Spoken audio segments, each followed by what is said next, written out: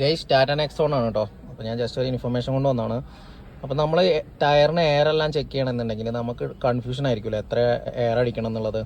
അപ്പോൾ നമുക്ക് ഈസി ഒരു മെത്തേഡ് ഉണ്ട് കേട്ടോ. നമ്മുടെ വണ്ടിയിൽ തന്നെ നമുക്ക് അറിയാവുന്ന രീതിയിൽ സ്റ്റിക്കറായിട്ട് മെൻഷൻ ചെയ്തിട്ടുണ്ടാവും കേട്ടോ. സ്റ്റിക്കർ ഒട്ടിച്ചിട്ടുണ്ടായിരിക്കും. അപ്പോൾ ഞാൻ ആ സ്റ്റിക്കർ എവിടെ ഉണ്ടാവുക എന്നുള്ളത് ഞാൻ പറഞ്ഞുതരാം. അപ്പോൾ ഇത് ടാറ്റ നെക്സോൺ വണ്ടിയാണ്. അപ്പോൾ ഈ വണ്ടിയിൽ ഞാൻ എവിടെയാണ് അത് ഒട്ടിച്ചിരിക്കണതെന്ന് ഞാൻ കാണിച്ചു തരാം കേട്ടോ. അപ്പോൾ വണ്ടിയിലേക്ക് എൻ്റർ ചെയ്യുമ്പോൾ ഡ്രൈവർ ഡോർ ഓപ്പൺ ചെയ്ത് കഴിഞ്ഞാൽ അപ്പോൾ റൈറ്റ് സൈഡിൽ നമുക്ക് വിൻ നമ്പറിൻ്റെ അടുത്തായിട്ട് താഴെ കാണുന്നതാണ് കേട്ടോ ഫ്രണ്ട് റിയർ ടയർ പ്രഷർ എന്ന് കൊടുത്തിട്ടുണ്ട്. അപ്പോൾ ഇതാണ് കേട്ടോ ടയർ പ്രഷർ. പിന്നെ ഒരു കാര്യം പറയാനുള്ളത് വോക്സ് വാഗണിൻ്റെ വണ്ടികളിലെല്ലാം നമുക്ക് ഈ ഫ്യൂവൽ ലിഡിൻ്റെ അകത്താണ് കേട്ടോ ടയർ പ്രഷർ മെൻഷൻ ചെയ്തിട്ടുണ്ടാവുക. അപ്പോൾ ഇത് ശ്രദ്ധിക്കണം കേട്ടോ. അപ്പോൾ ഇത് ശ്രദ്ധിച്ചിട്ട് നമുക്ക് ഇതിലെന്താണ് മെൻഷൻ ചെയ്തിരിക്കുന്നത് അത്ര PSI മാത്രമേ ടയറിൽ നമ്മൾ വയ്ക്കാൻ പാടുള്ളൂ കേട്ടോ. പിന്നെ ടയർ പ്രഷർ ചെക്ക് ചെയ്യുമ്പോൾ ശ്രദ്ധിക്കാനുള്ള എന്താണെന്ന് വെച്ച് കഴിഞ്ഞാൽ കോൾഡ് കണ്ടീഷനിൽ എപ്പോഴും ചെക്ക് ചെയ്യണം കേട്ടോ.